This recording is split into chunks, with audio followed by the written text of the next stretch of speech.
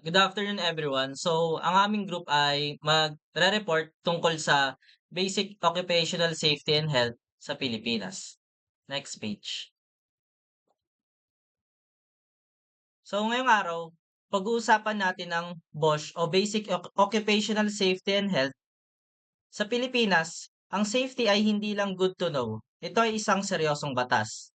Noong 2018, naisabatas ang Republic Act number 11058 o ang Act Strengthening Compliance with Occupational Safety and Health Standards. Bakit ito mahalaga sa atin? Dati kasi, parang suggestion lang ang safety rules. Pero dahil sa RA 11058, naging safety mandatory na ang pagsunod sa OSH standards sa lahat ng workplace. May kaakibat na itong mabibigat na multa na umaabot hanggang 100,000 bawat araw ng paglabag at penalty para sa mga kumpanyang hindi sumusunod. Bilang mga future engineers, responsibilidad nating siguraduhin na ang ating mga projects at sites ay hindi lang functional, kundi compliant at ligtas para sa lahat ng manggagawa. Ang batas na ito ang nagbibigay sa inyo ng rights to know tungkol sa hazards at ang rights to refuse unsafe work kung talagang delikado na ang sitwasyon. We are building a culture where safety is the priority, not an afterthought. Next page.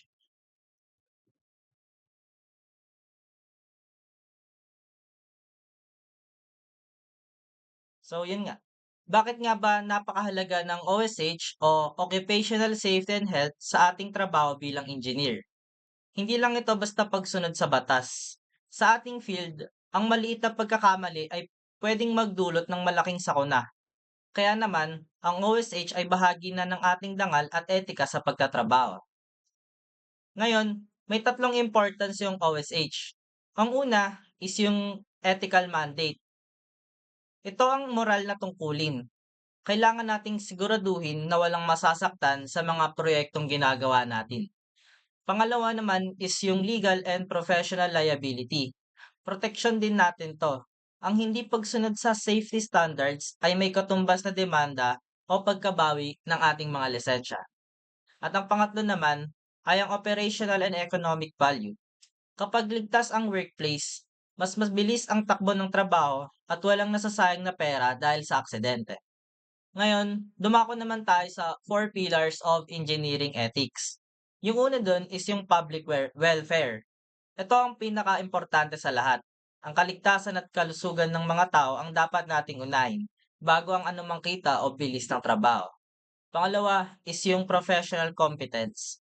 Huwag tayong tatanggap ng trabahong hindi natin eksperto. Dapat nating alam ang ating ginagawa para makaiwas din tayo sa mga pagkakamali. Pangatlo is yung integrity and objectivity. Maging tapat tayo sa bawat report at desisyon. Huwag magbulag-bulagan sa mga panganib na nakikita natin. At ang pang-apat naman is yung professional fidelity. Protektahan natin ang pangalan ng engineering sa pamamagitan ng paggawa ng tama at marangal. Next page. Ngayon, sa chapter 2 naman tayo, which is magsisimula tayo sa Electrical Safety Principles and Regulations. So dito nakapaloob yung OSHA Philippines or RA 11058. Ito ang batas dito sa ating bansa na nagsasabi na ang bawat employer ay obligadong magbigay ng ligtas na workplace at bawat engineer ay dapat sumunod sa mga safety protocols. Kapag nilabag ito ay may kaukulang parusa ang gobyerno. Pangalawa is yung NFPA 70E. Ito naman ang gold standard pagdating sa electrical safety ng trabaho. Dito, tinuturo kung anong klaseng PPE or personal protective equipment ang dapat isinusuot depende sa tindi ng kuryenteng hinaharap natin. Pangatlo naman is yung IEC or International Electrotechnical Commission. Sila ang nagtatakda ng standards para sa mga kagamitan. Sinisigurado nito na ang mga makinang ginagamit natin ay dumaan sa tamang pagsusuri at ligtas gamitin sa industriya. Next naman nito is yung 4 big hazards na nagkukos ng most injuries sa field. Yung una is yung electric shock. Nangyayari ito kapag naging bahagi ng circuit ang katawan ng tao. Ang kuryente ay dadaan sa balat, kalamnan at masama rito, pwedeng tumigil ang tibok ng puso o tumigil ang paghinga ng isang tao. Pangalawa naman is yung arc flash, isang matinding pagsabog ng init at liwanag. Isipin ninyo na ang init nito ay pwedeng umabot hanggang 19,000 degrees Celsius. Kaya nitong sunugin ng balat at kahit hindi mo pa nahawakan ang wire. Pangatlo naman is yung arc blast. Kung ang arc flash ay init, ang arc blast naman ay pressure wave o malakas na hangin. Sa sobrang lakas ng pressure, pwedeng mabasag ang eardrums ng tao, gumuho ang mga dingding, o tumalsik ang mga gamit na parang bala. Pang-apat is yung secondary hazards. Ito ang mga aksidenteng bunga ng pagkakuryente. Halimbawa, dahil sa gulat o shock, pwedeng mahulog ang isang engineer mula sa taas ng scaffolding o mabitawan ang mabigat na gamit na tatama sa ibang tao. Next naman is yung Safe Work Procedures or SWP.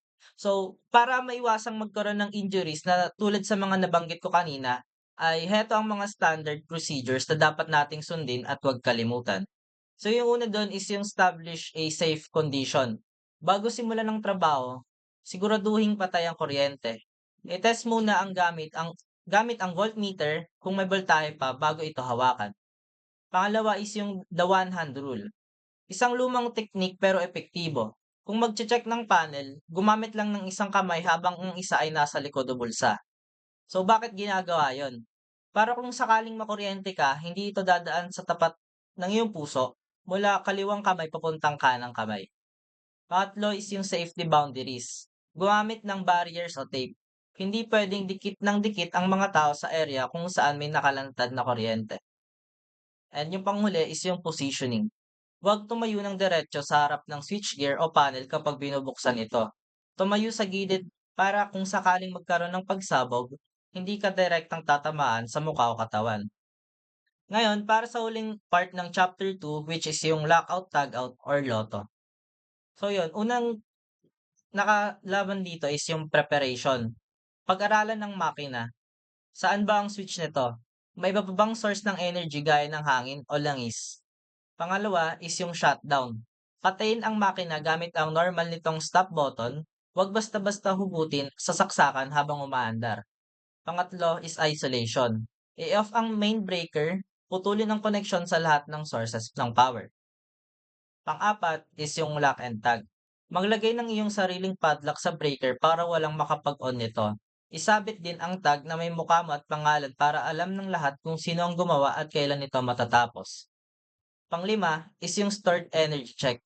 Kahit off na ang breaker, may natitira pang kuryente sa mga capacitors o pressure sa mga tangke. I-bleed o ilabas lahat ng natitirang enerhiya hanggang maging zero. At ang pang-anim naman ay verification, the tryout. Ito ang huling test. Subukang i-on ang makina. Kung hindi ito gumagana, tsaka mo lang masasabing zero energy state na ito at safe na itong hawakan. Ngayon, para sa susunod na chapter, ang magpe-present ay si Michael Manuel.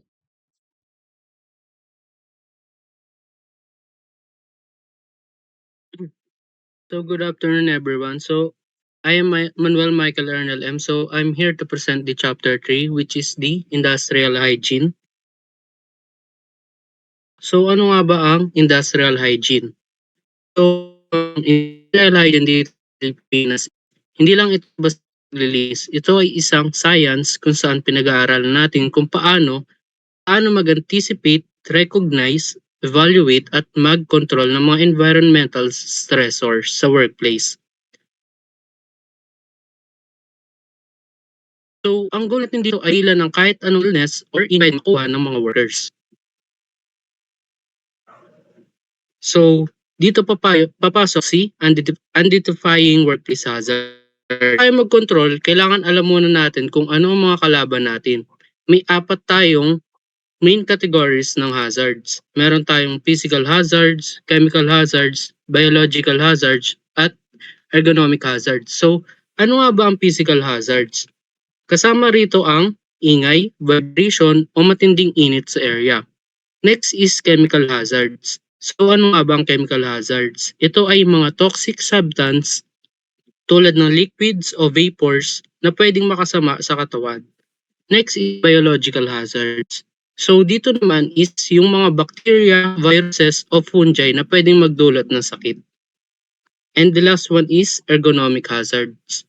So dito naman ay tungkol ito sa maling postura o paulit-ulit na kilos na pwedeng makasira sa likod o joints ng mga workers.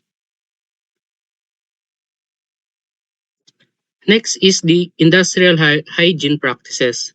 So, meron tayong 4 na pillar for industrial hygiene practices. So, ang una is anticipation, identifying potential risk before a project begins. So, dito pa lang is ini-imagine natin kung anong risk ang pwedeng lumabas bago pa man mag-start ang project. Next is recognition. Documenting existing hazards through workplace environment monitoring or WEM.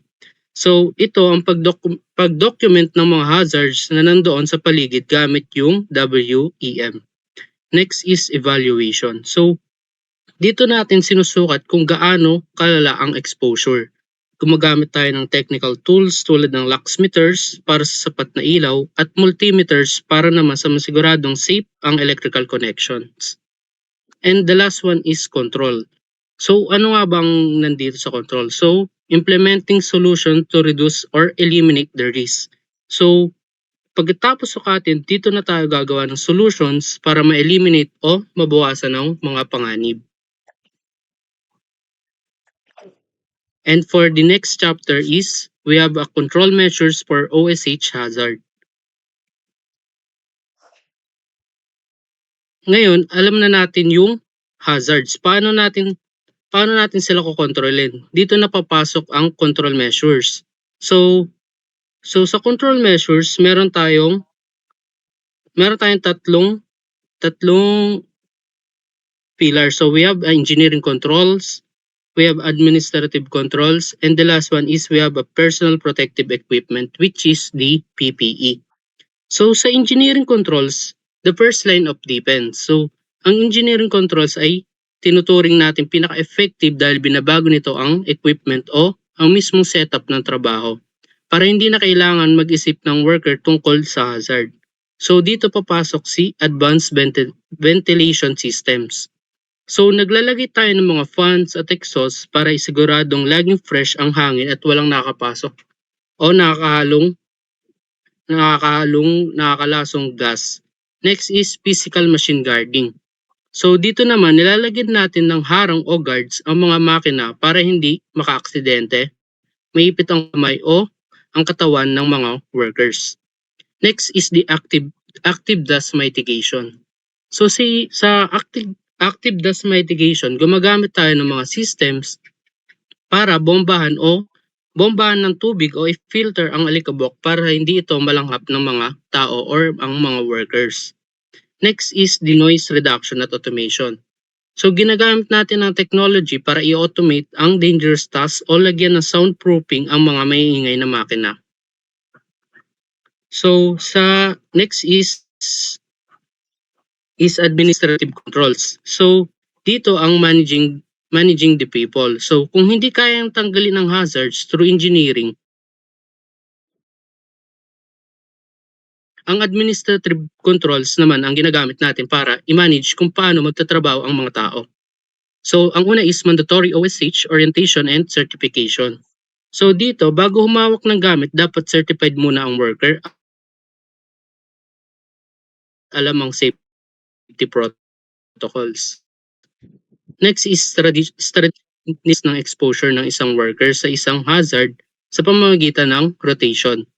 So next is standardized Tagalog-English safety signage.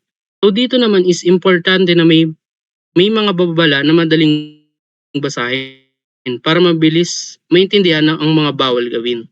Next is the audits and toolbox meetings and digital incident reporting and root cause analysis. So dito is araw-araw ay dapat may briefing para i-check kung safe pa ba ang environment para sa mga workers na nagtatrabaho. And the last one is the personal protective equipment or PPE. So meron tayong 5, which is the respiratory protection, head protection, hearing conservation, body and limb protection, eye and face shielding. So sa respiratory protection, depende sa dumi ng hangin, pwedeng gumamit ng surgical mask, N95 o P100 respirator. Sa malalang sitwasyon, kailangan natin ng self-contained breathing apparatus, which is SCBA. Sa head protection naman, gumagamit tayo ng type 1 o type 2 hard hats o safety helmets para protektahan ng ulo sa mga nahuhulog na gamit. Next is si hearing at eye protection. Kasama rito ang earplugs para sa ingay at safety goggles o face shields para sa mga tumatalsik na debris o sparks.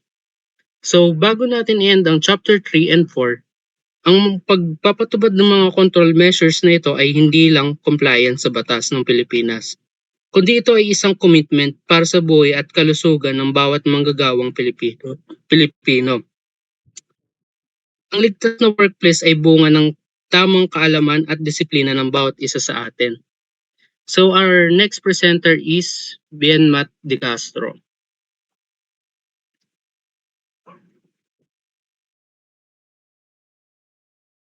So for our chapter 5, which is occupational health. So ano nga ba yung occupational health? Occupational health is a multidisciplinary field concerned with the safety, health, and welfare for the people at work. It aims to foster safe and healthy work environment and protects co-worker, family members, employers, customers, and many others who might be affected by the workplace environment. So in short, yung occupational health ay pagsisiguro na safe at healthy ang ating workplace.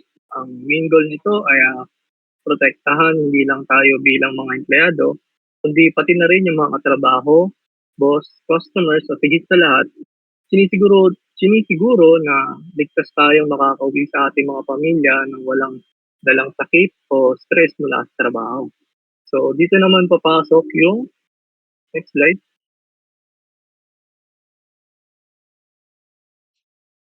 Next slide.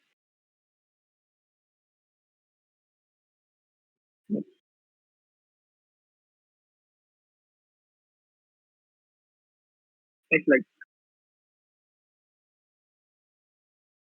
So dito na papasok yung physical hazard. Physical hazard, ito yung nakikita o nararamdaman sa paligid natin. Halimbawa, sobrang ingay sa loob ng pabrika na pwedeng makabingi. Overtime, pwede rin yung mga sobrang lamig kapag nagtatrabaho tayo sa isang meat storage facility o kaya sa isang exposure sa radiation tulad ng pagtatrabaho biglang X-ray technician sa hospital. So next is chemical hazard.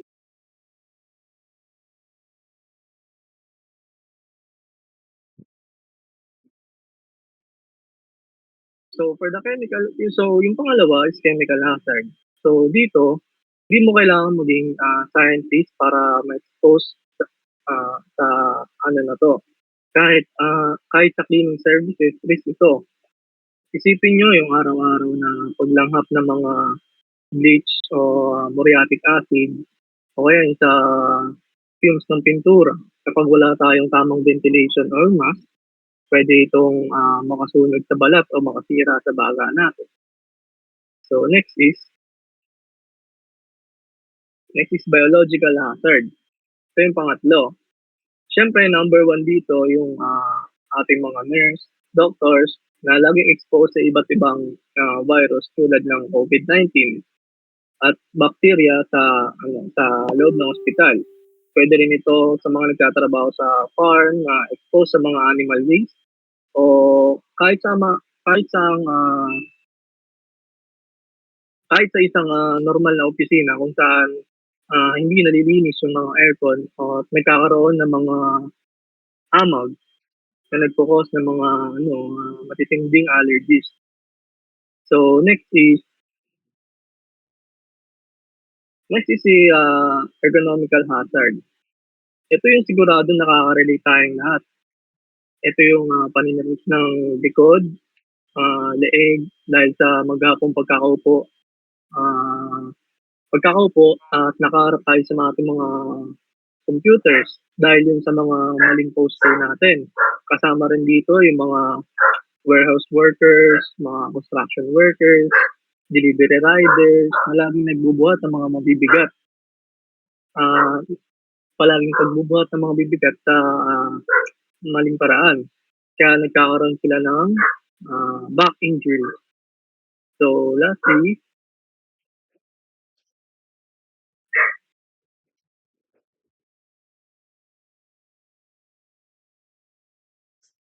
sa psychological hazard. Ito yung invisible pero nararamdaman natin lahat. Ito yung stress. Pwedeng dahil sa toxic na boss o sa katrabaho. Sobrang daming workload na nagkukos ng burnout o kaya harassment sa workplace. Naapektuhan nito yung mental health natin at madalas nauuwi rin ito sa physical na sakit tulad ng high blood or insomnia. So, dako naman tayo sa health surveillance and monitoring.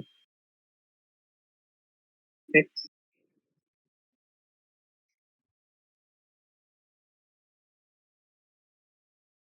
next slide.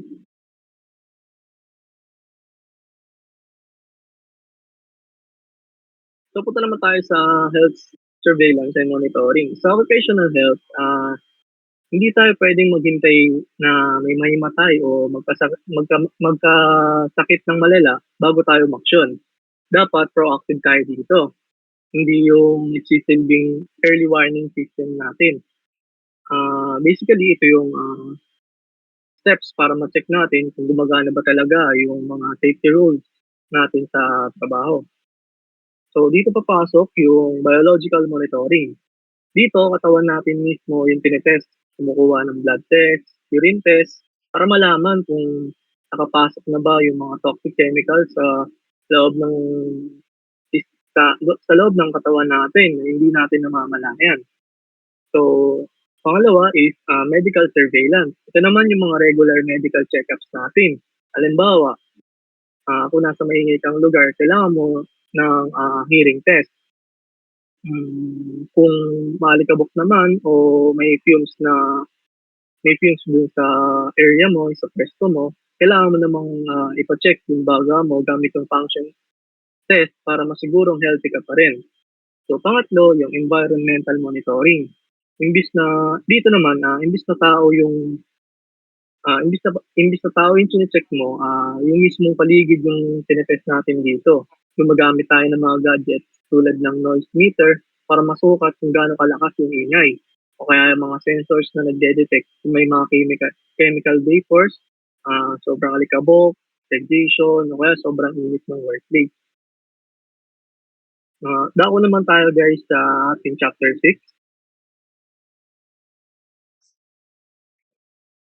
Ayan, ang ating chapter 6 is, which is personal protective equipment or ating PPE. Next.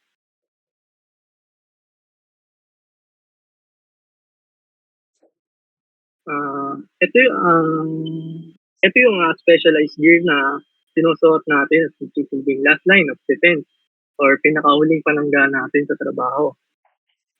Ang trabaho talaga nito ay magbigay ng physical barrier or harang sa pagitan ng mga katawan natin at mga panganib sa workplace.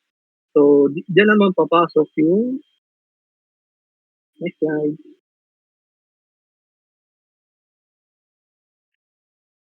So, for our head protection, meron tayong hard hat to protect against falling objects and accidental head impact. So, next, for our eyes and protection, meron tayong safety goggles for impact flying debris dust, and meron din face shields for flashing chemicals or grinding sparks. Mas meron din tayong arc flash hood, specialized for high voltage work to protect against the extreme heat of an arc blast. So next is for our respiratory protection. Meron tayong dust mask na N95 for noise and dust and non-toxic particles. We have also respirators, half or full face. Usually ito ginagamit sa mga mga matitinding amoy talaga ng mga pintura, acid gas, yung mga ganun. So next is for our hand and arm protection. We have leather and insulating rubber gloves. So for our foot protection naman, meron tayong safety shoes or safety boots na tinatawag. So next is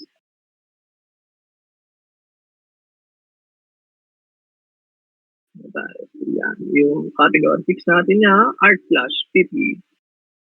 So meron niyang apat na category. Yung category 1 natin, yung low risk, it is used for low energy where the risk is presented but minimal. So yung category 2 naman, yung most common na ginagamit, it is used for daily electrical tasks like voltage testing or operating breakers. So mapapansin nyo, next, hindi pa. Meron pa tayong category 3. Category 3, ito naman yung mga pang high risk. It is used for higher energy tasks where the face shield alone is not enough for the protection. So yung last, yung category 4 natin is for the extreme risk or yung mas kilala bilang moon suit. This is for working on high energy equipment like main switchgear or large transformers. So next.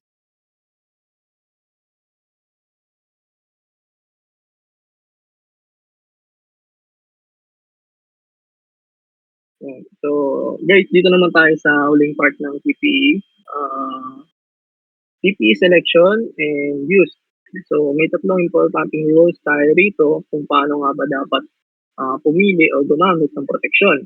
Number 1 is yung hazard assessment. Kailangan magmamatch yung mga ginagamit nating gear sa specific hazard o panganib sa paligid natin. Hindi pwedeng kahit ano na lang yung suotin natin, dapat tugma din yun sa sitwasyon. So next is the golden rule. Laging tandaan na ang PPE ay ating last line of defense. Ibig sabihin, maganda pa rin na eliminate o tanggalin na lang muna yung mga mismong hazard bago pa man tayo magsuot ng ating mga PPE. So last is for maintenance, fit and maintenance. Useless ang PPE natin kung maluwag o mali yung sukat. Kailangan sakto at fit ito para maayos ang katawan natin pagka ginagamit natin ito. Higit sa lahat, dapat lagi nating i-inspect yung mga gear bago natin gamitin para sure na walang sira o ligtas ka. For example, yung sa hard hat natin, i-always check natin baka mamaya magapok na pala siya. Ibig sabihin, pagka possible yan, pagka naglagang ka ng mga matitigas na bagay, hindi ka niya ma-protectan. So, doon nagtatapos yung chapter 6 and the next presenter is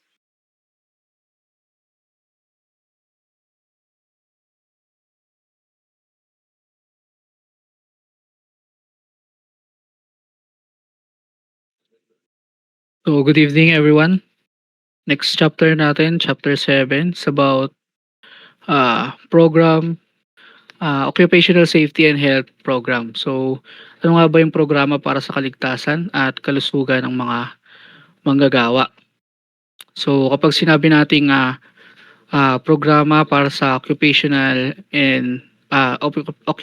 safety and health, ito ay isang systematic at advanced na pagpaplano upang maiwasan natin yung mga pinsala o pagkakasakit o di kaya mas malala ay kamatayan sa isang trabaho. So ginagawa ito sa pamamagitan ng pagtukoy sa mga panganib, pagpapatupad ng mga controls at pagsasanay sa mga empleyado. So ang epektibong programa ay nangangailangan ng dedikasyon ng pamunuan, paikilahok ng mga manggagawa at patuloy na pagpapabuti. Ito ay madalas na isang legal na kinakailangan or particular na mayroong patakaran, legal na patakaran ng bawat kumpanya. Ayan. So next natin, mga steps or hakbang sa pagbuo ng Occupational Safety and Health Program. So first, magtatag ng patakaran o isulat o linawin ang mga commitment ng mataas na pamunuan sa kaligtasan. At pangalawa, magtalaga ng responsibilities o responsibilidad. So tukuyin ng isang safety officer o grupo na magpapatupad ng program or na programa. Pangatlo, magsagawa ng hazard assessment o gumawa ng masusing pagsusuri sa lugar ng trabaho para sa mga posibleng panganib.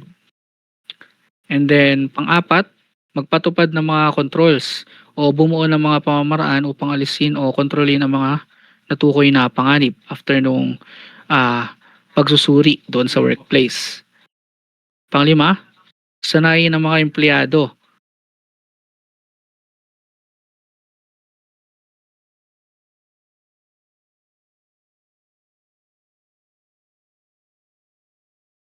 or mag-update. So, panapanahon na balikan or i-check yung mga programs lalo na pagkatapos ng isang aksidente o kung merong pagbabago sa process ng trabaho. Next naman natin ay ito naman yung mga pangunahing elements ng epektibong programa sa occupational safety and health. Pamumuno ng management or yung leadership, pagbibigay ng kagamitan, pagtatatag ng kaligtasan bilang pangunahing prioridad at malinaw na paghahati ng mga tungkulin. So yun, na-discuss na kanina nung ibang mga reporters yung patungkol dun sa mga gamit, pang safety na gamit at iba't ibang mga roles no pagdating sa safety. Pangalawa, hawak ng mga manggagawa o yung participation ng mga worker. So paghikayat sa mga empleyado na mag-ulat ng panganib at sumali sa mga safety committee. Kung may mga ginagawang mga drills, yan kasama yun sa tinutukoy dito sa pangalawa, yun sa pakikilahok ng mga manggagawa. Or kung meron man silang nakita na pwedeng pagmula ng panganib, yung pagre-report doon sa mga bagay na yun, ikasama doon sa worker participation. Sa pangatlo, pagtukoy at pagsusuri ng panganib. So, under neto na yung regular na inspection upang makita at may dokumento yung mga panganib. Yung collected din ito dun sa pangalawa kanina, yung sa paikilahok ng mga manggagawa. Under netong pangatlo yung pagsusuri ng panganib. So, under accident prevention program.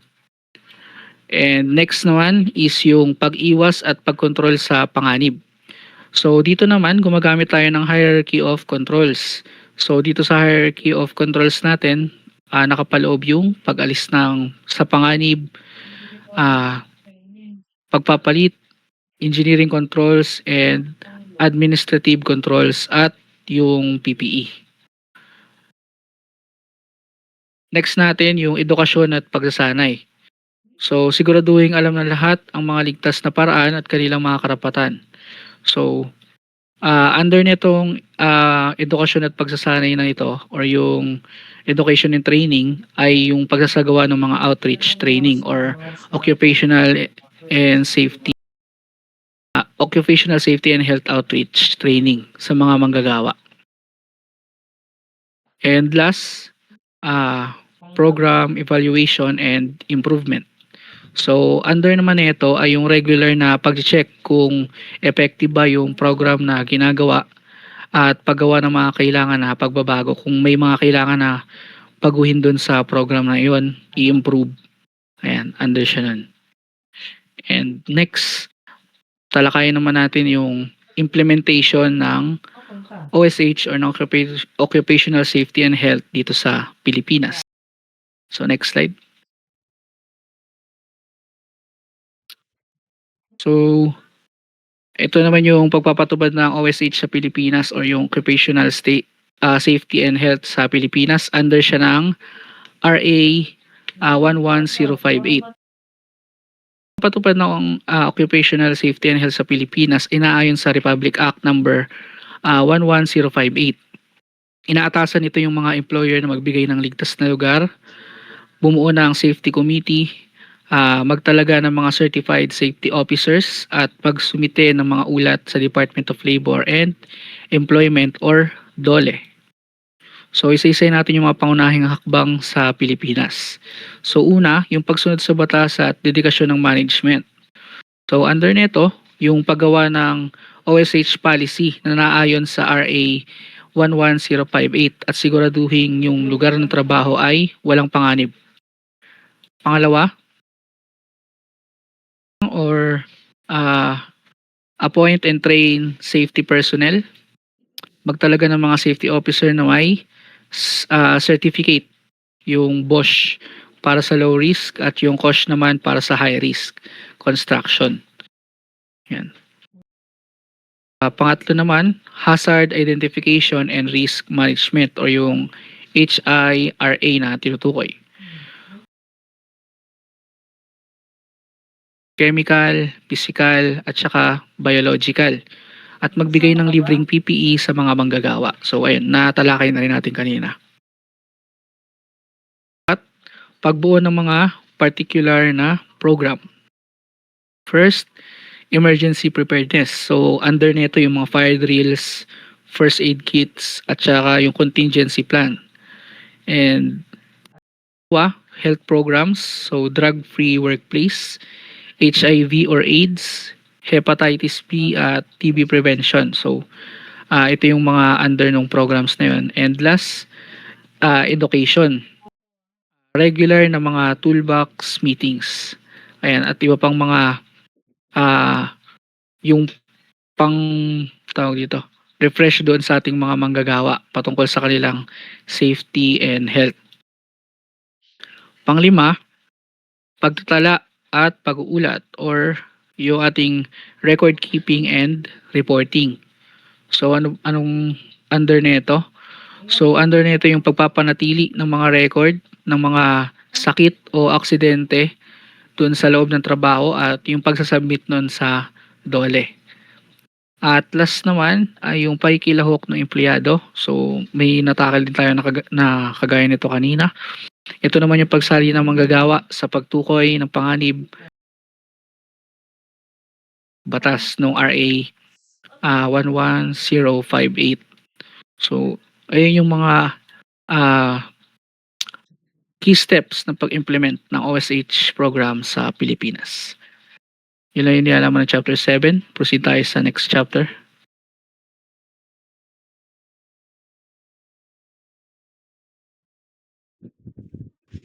So, yun. Good afternoon. So for our next chapter, which is chapter 8, which is about training of personnel on OSH. So next slide. So uno nga, ano nga ba muna yung OSH training? So basically, yung OSH training is a mandatory program na required sa workplaces. So dito, tinuturuan yung employees kung paano mag-identify ng hazards, paano mag-assess ng risk, and paano mag-control ng possible accidents sa workplace. So in short, yung goal niya is to prevent injuries, illness, and accidents. And at the same time, make sure na din natin na compliant ito sa law. So dito naman sa legal basis natin, nakabase ito sa Republic Act number 11058, katulad ng nabanggit kanina. So together with the OSH standards na na-implement ng DOLE. So meaning, hindi siya optional. Required talaga siya sa lahat ng workplace dito sa Pilipinas, depending sa role and exposure ng worker. So next slide. So for training requirements. So first, meron tayong tatlong training requirements. So, yung una is yung mandatory 8-hour OSH seminar. So lahat ng employees, maging regular, probationary, contractual, or even yung mga project-based, required mag-complete ng 8-hour safety and health orientation. So dito, tinuturo yung hazard, awareness, safety practices, and yung emergency responses. And take note din na dapat to. Sagot dapat to ng employer at hindi ng worker. So yung pangalawa natin, yung safety officer training. So sila yung mga nag-i-implement ng OSH program sa company. So usually may apat na classification sila, which is yung SO1, SO2, and yung SO3 and SO4. So yung SO1, basic training siya na usually tagtitake ng 8 to 16 hours. Yung SO2, which is kailangan mag-take ng BOSH na usually 40 hours. And for SO3 and SO4, mas advanced na training siya plus may additional experience and requirements pa. And take note na lang din na important na dapat DOLE accredited training organization or OSH center ang nagko-conduct ng training na yan. So next is yung specialized training. So may mga trabaho na hindi sapat yung basic orientation lang. So for example, yung mga confined space work, yung pag-handle ng hazardous chemicals, yung welding, construction, and yung equipment operation. So kapag high risk yung job, kailangan may additional specialized OSH training tayo. So, ayun, under ng lahat nun, meron tayong additional competencies. So aside from that, kung first aider ka, kailangan accredited first aid training. So mga managers and supervisors usually required din mag-advance OSH courses. And yung mga in high risk workplaces, may refresher training pa from time to time para updated and aware pa rin ng workers. So next slide. So sa training methods, meron din tayong apat na classification. So first is yung face-to-face training. So ito yung mga traditional lectures, discussions, mga workshops, and yung mga practical drills. Yung pangalawa is yung webinars or online training. So ito yung mga live online sessions with presentations and assessments. Then next yung self-directed or e-learning. So ito, sariling pace lang ng training na usually may kasamang modules and quizzes. And then yung last natin, which is yung practical or on-site training. So dito, kasama yung hazard identification exercises, yung emergency drills, and yung workplace inspections. So why does OSH training matter? So first, para compliance sa law. Then second, para aware ang workers sa possible hazards. And lastly, is para mabawasan yung workplace accidents. And para magkaroon na rin tayo ng safety culture yung organization. So next slide. So moving on naman tayo sa chapter 9, which is about OSH legislation. Next slide.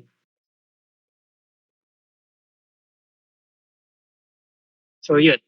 So ang OSH legislation, usually nag-refer to sa laws and regulation na magpro-protect sa workers from occupational hazards.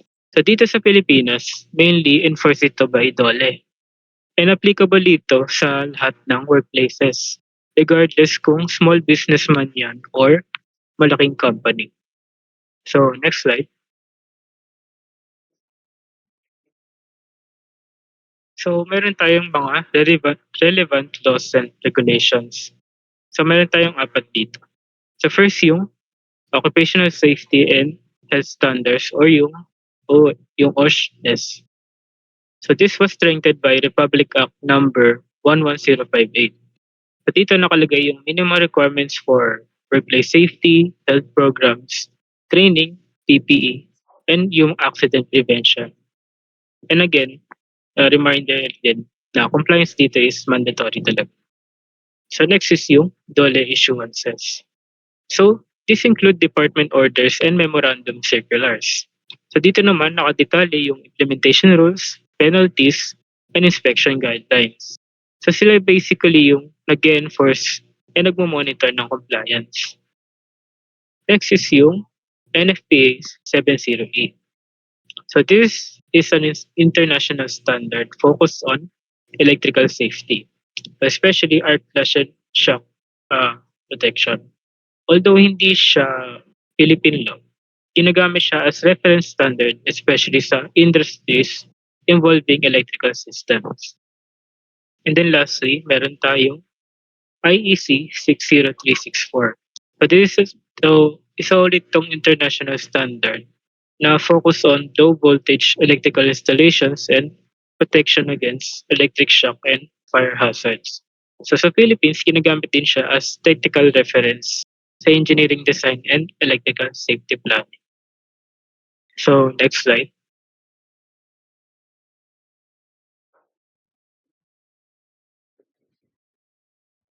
So yun, sa compliance requirements. So for employers to comply with OSH legislation, kailangan muna nila ng first, mag-establish ng OSH program. Kasama dito yung hazard identification, risk assessments, and emergency plans. Second is mag-provide ng mandatory OSH training. Third is is to ensure safe work environment like proper machine guarding and electrical safety, ventilation, and sanitation. Fourth is yung magbigay ng PPE free of charge and turuan yung workers kung paano gamitin yan properly. And lastly, conduct regular inspections and proper reporting, including cooperation with DOLE inspections. So yun lang for this chapter, and moving on tayo sa last few chapters natin, which is mag-report is si Mr. Lawrence Icha.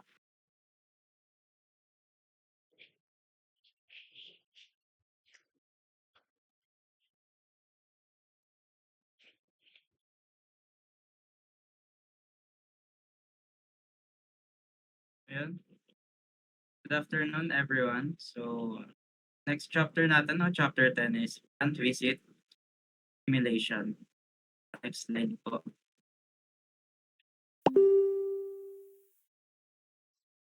So, simulated plant visit. No? A simulated plant visit is a mock or virtual factory tour where you study and observe how a plant operates without physically going to the actual site. No? So, pag sinabi nating pag sinabi nating virtual, ano ba yung unang pumapasok sa isip natin? Kapag sinabi nating virtual, kumbaga siya kino-conduct talaga siya through online platforms, no? Hindi nagre-require ng physical ano. So next slide po. So ano nga bang ginagawa sa simulated plant visit, no? Sabi dito, what typically happens in a simulated plant visit? So reviewing the plant layout, so following the process flow from raw material, kung paano siya nagiging finish good or paano siya nagiging final output, no. So observing machines, workers, and material movement. So na-observe natin kung paano nga ba nag-work yung mga machines and kumikilos yung mga workers natin sa isang factory, no. So identifying bottlenecks, safety issues, and inefficiencies, and answering questions as if you were physically on site. So paano discuss natin briefly kung ano nga ba yung simulated plant visit, no. Ito ay no, 'di ba? Sinabi natin kanina, virtual na pagbisita sa isang pabrika or isang kumpanya. Kahit hindi ka talaga pumupunta doon, no, ng personal, ginagawa ito gamit yung model, video, or pictures, or mga data para makita natin kung paano gumagana or nag-work yung isang planta. Simulated plant visit, kunwari, no, imagine natin na naglalakad tayo sa isang factory. Tapos inoobserbahan natin yung bawat proseso na mula sa pagtanggap natin ng mga raw materials hanggang sa paggawa ng produkto, tapos hanggang sa paglabas or kung paano ginagawa ang isang finished product. So ang layunin ng simulated plant visit is matutunan, no, at maintindihan natin yung operation ng isang factory ng ligtas at mas madali. Lalo na kapag hindi possible yung actual visit.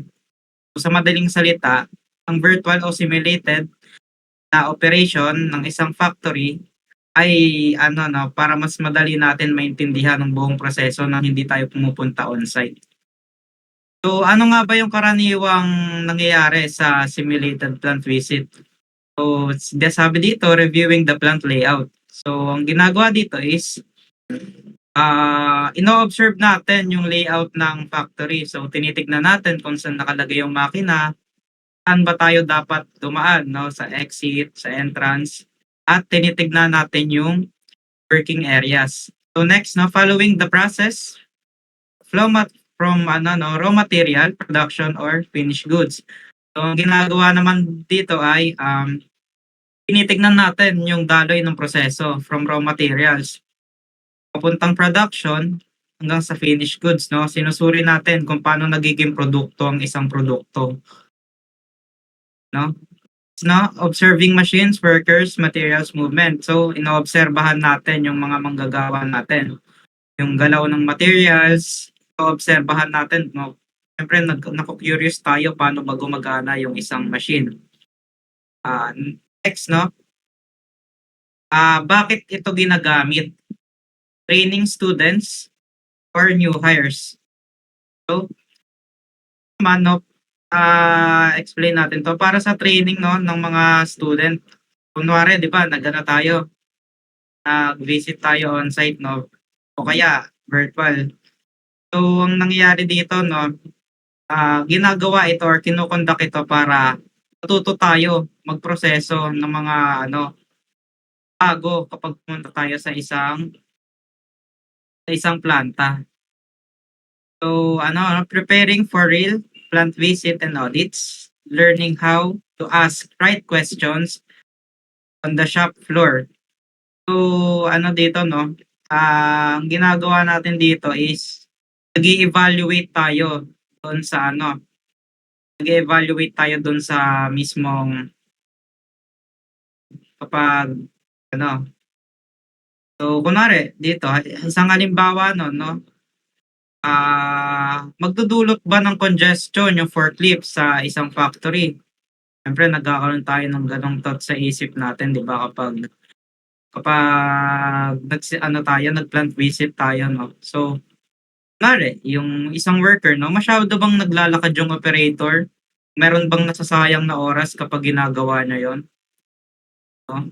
Habang nag-o-observe tayo, no, natututo tayo na magtanong sa isip natin, no? Isa pang magandang tanong dito is may safety risk ba yung factory or yung specific na lugar na 'to? Maaari ba siyang magdulot ng aksidente? So, next slide.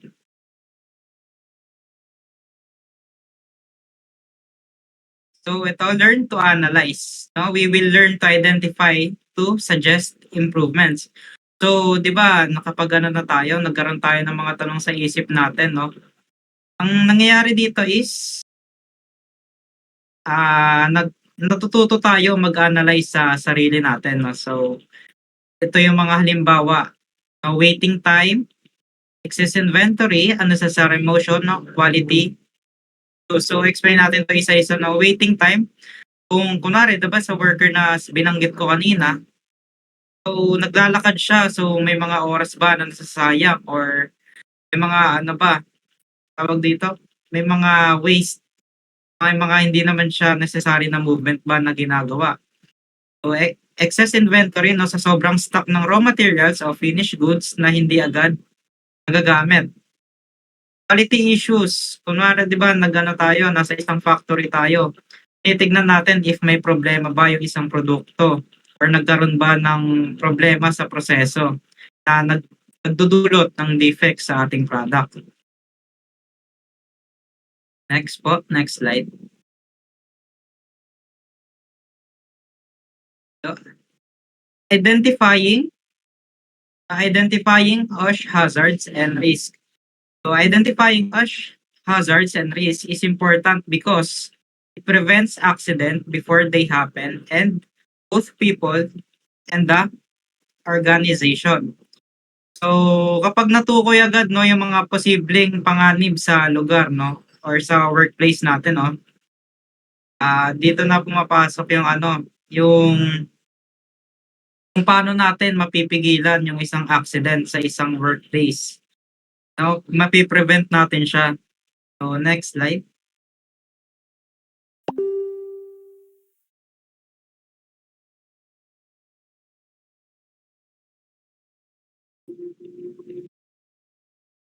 So, dito, no, unguarded moving machinery.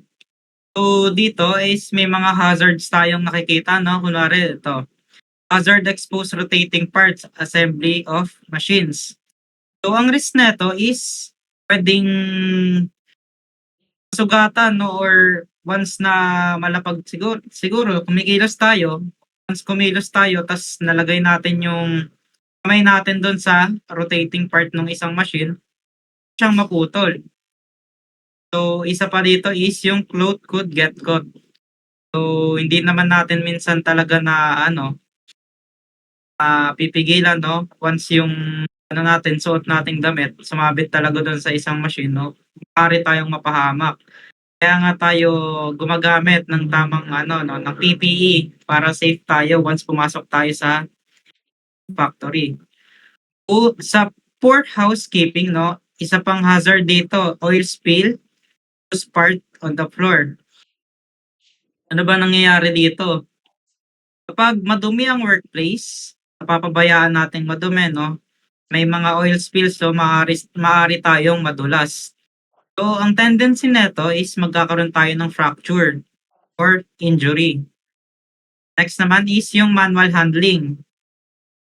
Sabi dito, ang hazard dito is workers lifting heavy motors without assistance. So, isa rin tong hazard, no? Kunwari, may isang worker tayong napansin na nagbuhat ng isang mabigat na bagay, no?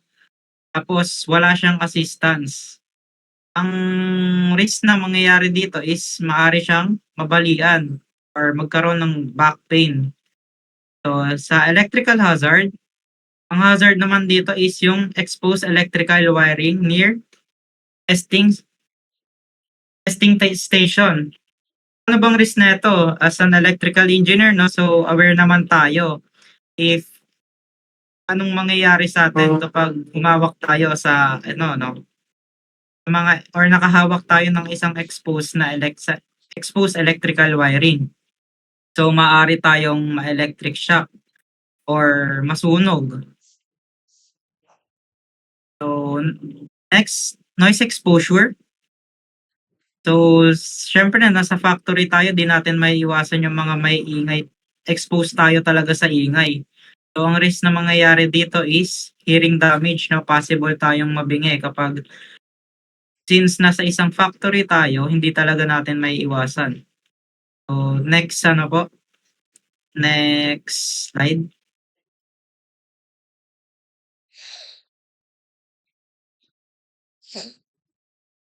So, Chapter 11, OSHA Philippines Regulation, no? Republic Act of Number 11058 or OSHA Standards Law. So, ang official title niya is an act of strengthening compliance with occupational safety and health standard, providing penalties for violation thereof. So, next slide po. Paliwanag natin to. So, ano nga ba yung purpose?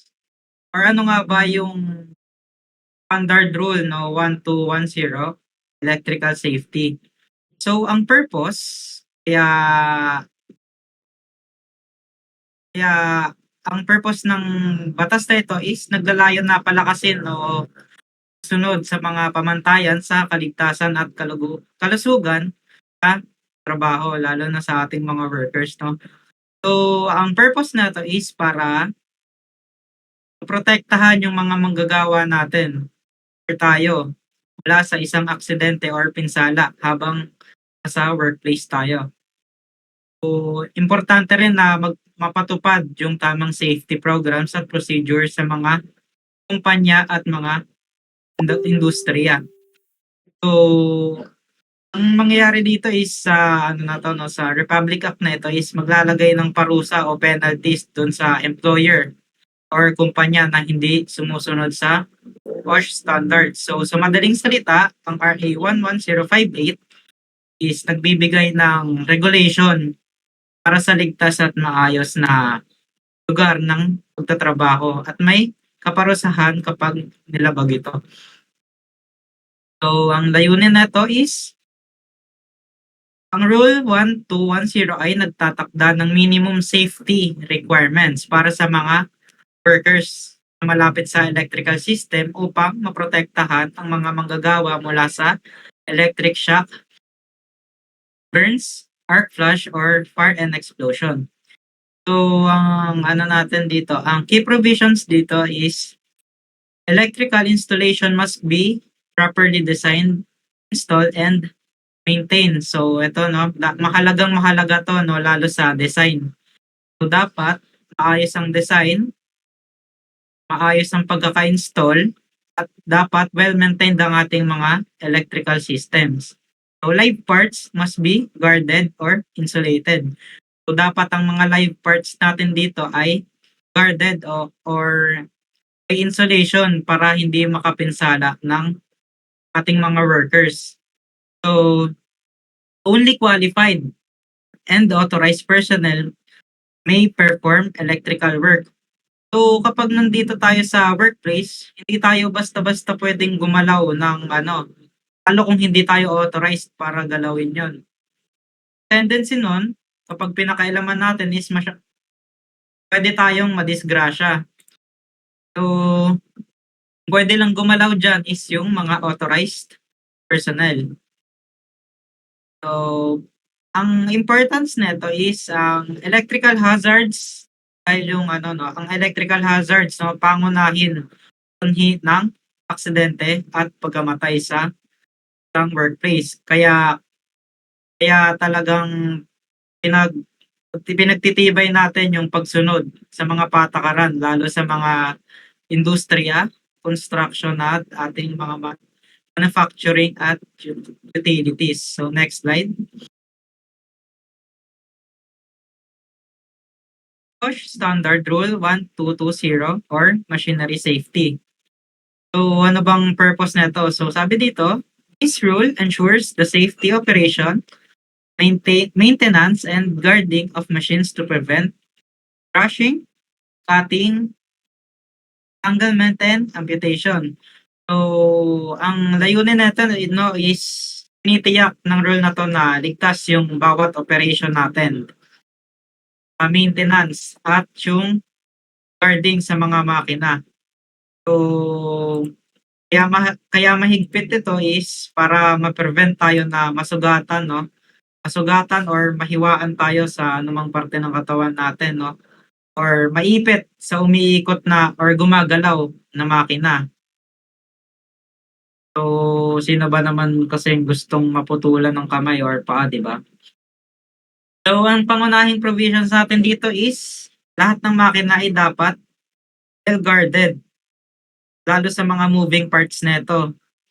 Dapat meron tayong emergency stop devices na madaling ma-access. So, sa mga sa mga workplace, no, isa to sa pinakamahalaga itong emergency stop devices. Madaling ma-access. Paano kapag yung emergency stop mo is tagong-tago? Hindi mo alam kung saan mo hahanapin. Hindi mas tumaas yung risk na malagay sa kapahamakan yung isang worker. So next is, worker must receive training before operating machinery. So, dapat hindi tayo nag-ooperate ng isang machine na wala tayong proper training. Kasi dito pa tayo madisgrasya. Next is unsafe or defective machines must be removed from service. So from the word itself, dapat alisin yung makina na hindi na safe gamitin. Baka kahit sumusunod tayo sa PPE, kahit may mga protective device tayo, kung yung makina naman ang may sira, madidisgrasya pa rin tayo. So, dapat inaalis na siya sa operation. So, ano ba yung kahalagahan nitong OSH Standard Rule 1220 Machinery Safety? So, ang aksidente sa makina ay kadalasang nagdudulot ng malubhang pinsala, permanenteng kapansanan. Kaya mahalaga ang pagsunod sa rule na to para lalo na sa mga pabrika at industrial plants.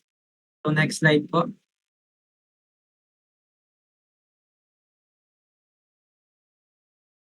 OSH Standard Rule 1230 or Power Plant Safety. So ano bang purpose na ito? So ang rule na ito ay safety requirements sa mga facilities na nagpo-produce ng kuryente, including boilers, turbines, generators, and high pressure system. So yung mga gamit na to is tawag dito is puro power plant, no? Kaya dapat meron tayong nawawala yung ano natin nawawala yung ating ano. So dapat ang mga power plant equipment ay pinapatakbo lamang ng license at competent personnel. So kailangan din natin ng regular testing at inspection lalo dito sa power plant at certification ng kagamitan. Dapat may ventilation at fire protection at emergency systems ang ating workplace kapag nag-work tayo sa lugar na to. At mahigpit na pagsunod sa ating operational procedure. So bakit ba ito mahalaga? Yung power plant ay may mataas na energy at pressure at temperatura. Kaya kung hindi susundin yung mga safety rules na ito, maaari tayong maaksidente. So next slide po, number 4, Philippine Electrical Code or PEC. So as an electrical engineer, aware naman tayo dito sa PEC at anong purpose nito. So the PEC sets the national standard for electrical installation in the Philippines to ensure electrical safety, fire prevention, and system reliability.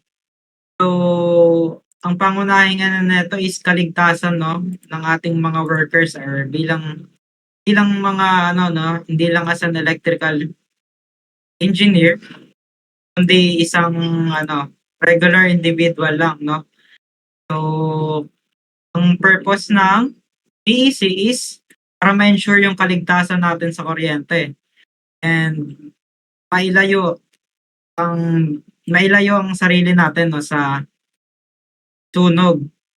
So ano nga bang key provisions nito? Covers wiring methods, grounding, cover current protection and equipment installation.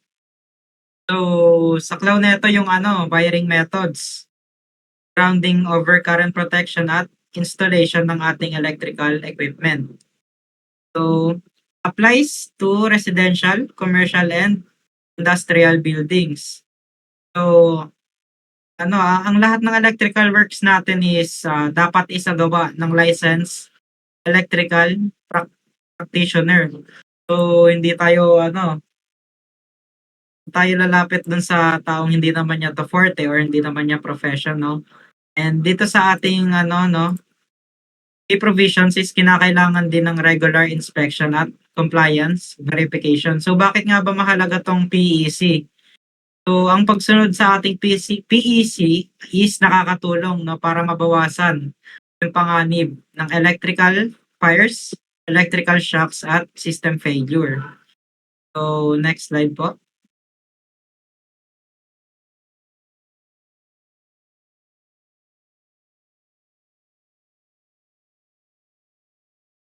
Next slide.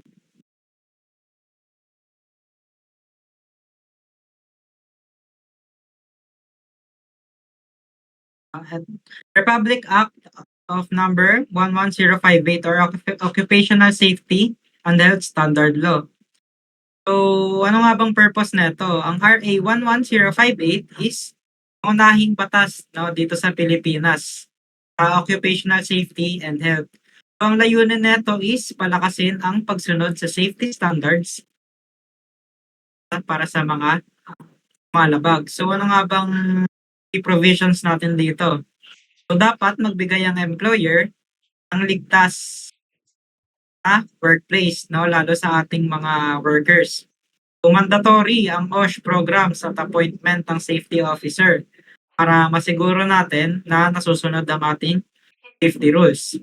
So, ang mga workers natin ay may karapatan na malaman at tumanggi sa mga delikadong trabaho at i-report ang hazard. So, pinapahintulutan rin ng DOLE na magsagawa ng inspection at mag-issue ng stop work order. So, meron din tayong parusa dito, no, sa mga lalabag. So, ano nga bang kahalagahan nitong Republic Act of 11058? So, ang importance nito is ginagawang mandatory, no, yung enforceable enforceable ang OSH. O hindi lamang to optional, no, nire-require to lalo sa mga industries. So, saklaw neto na lahat ng workplace sa Pilipinas. So, siya, no, lalo sa bansa natin. So, binibigyan din ng OSH regulations ang pagsunod sa legal obligation. So, hindi lamang ito magandang practice. Ito po ay isang responsibility ng isang employer na maiwasan ang workplace hazards. So, ang mga workers ay dapat din matrain at ma-inform at maprotektahan. So, ang Philippine OSH standards ay naka-align sa international safety standards tulad ng IEC, NFPA, ISO or ISO at ILO. So, sa mga sitwasyon natin sa isang pabrika or construction site saan may mga appointed safety officer, no, dapat may nagmo-monitor ng mga hazards. Tapos ang mga workers natin is dapat may proper training at gumagamit siya ng PPE at meron ding emergency procedures. So, ano nga ba yung mga posibleng panganib kung hindi susunod sa RA 11058? So, yung mga parusa dito is workplace accidents at injuries. So, ang mangyayari kapag hindi sila sumunod sa RA 11058 is malalagay yung mga workers nila sa alanganin. So, legal liability at fines para sa mga employer, no? Magkakaroon ng multa sa mga kalabag sa ating international safety standards. So, yun lamang sa ating chapter 11. Ang pagsunod sa ating OSH standard rules at Republic Act of 11058 ay napakahalaga para sa kaligtasan at kalusugan ng mga manggagawa sa anumang planta, pabrika o lugar ng trabaho sa pamamagitan ng tamang training at safety programs, no? Equipment safeguards at pagsunod sa batas. Maaari natin maiwasan ng aksidente, injuries at palubhang pinsala. So, mahalaga rin ito para may obserbahan at ma-analyze at ma-identify natin ng mga hazards sa ating workplace upang makapaglagay ng tamang control measures. Ang compliance sa OSH ay hindi lamang para sa legal na obligation kundi para rin sa protection ng tao at ng ating mga workers. So sa kabuuan, no, ang OSH standards ay nagsisilbing gabay, no, at protection para sa ligtas at maayos na produktibong kapaligiran ng ating workplace. So yun lamang po para sa ating chapter 10 at chapter 11. Maraming pong salamat sa pakikinig.